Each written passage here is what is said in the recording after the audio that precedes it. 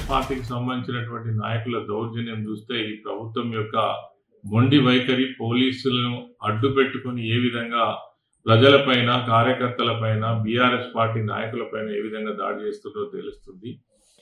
ఈరోజు జరిగిన విషయం ఏమిటంటే సంవత్సరంన్నర నుంచి నియోజకవర్గంలో తట్టెడి మట్టి తీయనటువంటి కాంగ్రెస్ ప్రభుత్వంలో గెలిచినటువంటి లక్ష్మణ్ కుమార్ మేమే ఏం చేయలేదని మాట్లాడితే దాన్ని ప్రశ్నించినటువంటి బీఆర్ఎస్ కార్యకర్తలు ఈరోజు ప్రెస్ మీట్ పెడుతుంటే ఆ ప్రెస్ మీట్ పైన ప్రెస్ మీట్ పెట్టొద్దని దౌర్జన్యం చేసేటువంటి ప్రయత్నం చేసిండ్రు.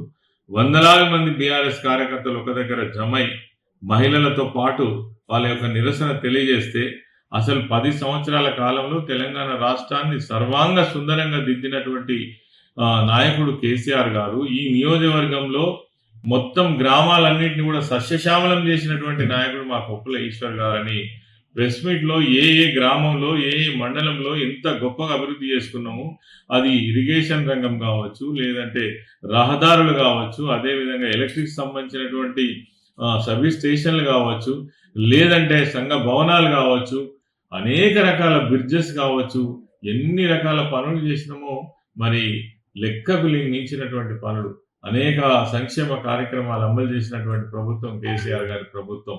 ఎన్ని సంక్షేమ కార్యక్రమాలు, ఇవన్నీ మాయమాటలు చెప్పి ఎన్నికల కోసం అధికారం కోసం మరి అలిమిగానటువంటి హామీలు ఇచ్చి అలా ఒక్క హామీని కూడా అమలు చేయనటువంటి పరిస్థితులలో ప్రజలు ప్రశ్నిస్తే దాడులు చేస్తూ ఉన్నారు.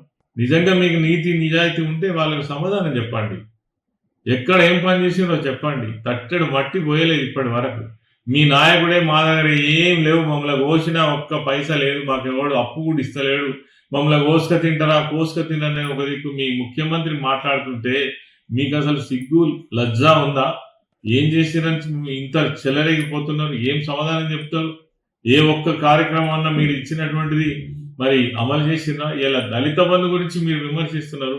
దళిత బంధు అనేటువంటి ప్రోగ్రాం ఒక వినూతనమైన ప్రోగ్రాం. దేశంలోనే ఆ దళితులకు సంబంధించి ఇంత గొప్పగా ఆలోచించి ఒక మంచి కార్యక్రమాన్ని తీసుకున్నటువంటి నాయకుడు కేసీఆర్ గారు. వాళ్ళ జీవితాల్లో వెలుగు నింపాలని ఆలోచించింది కేసీఆర్. మన ధర్మపురి నియోజకవర్గంలో 22,200 మందికి దళిత బంధు శాంక్షన్ చేసినాం. చాలా మందికి డబ్బులు ఇచ్చినాం. వాళ్ళు అనేక మంది యూనిట్లు పెట్టుకున్నారు, గొప్పగా బతుకుతా ఉన్నారు.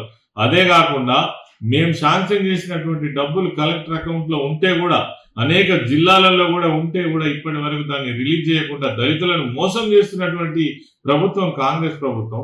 ఇంకా మీ ఇంటికి వెళ్ళి దళిత బంధు గురించి మాట్లాడేటువంటి హక్కు అర్హత మీకు ఎక్కడున్నది? మీకు చిత్తశుద్ధి ఉంటే అంబేద్కర్ అభయాస్తం ఏమైంది? చేవెళ్ల డిక్లరేషన్ ఎక్కడికి పోయింది?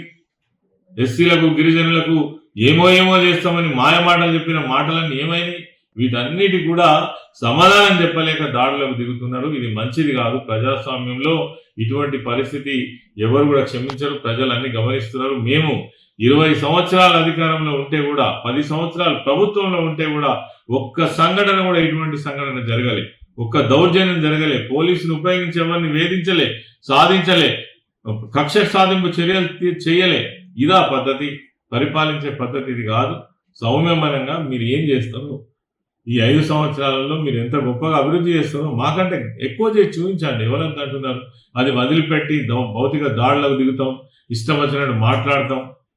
నిజంగానే లక్ష్మణ్ కుమార్ కళ్ళ కనబడితే ఈ నియోజకవర్గంలో ఎంత గొప్పగా అభివృద్ధి జరిగిందో ఏ గ్రామానికి పోయి ప్రజలను అడిగితే చెప్తారు. మేము చెప్పేది ఏంటి? అసలు నువ్వు వచ్చినప్పటి నుంచి ఏమైనా ఏ ఒక్క విషయం పైన దృష్టి పెట్టినావా?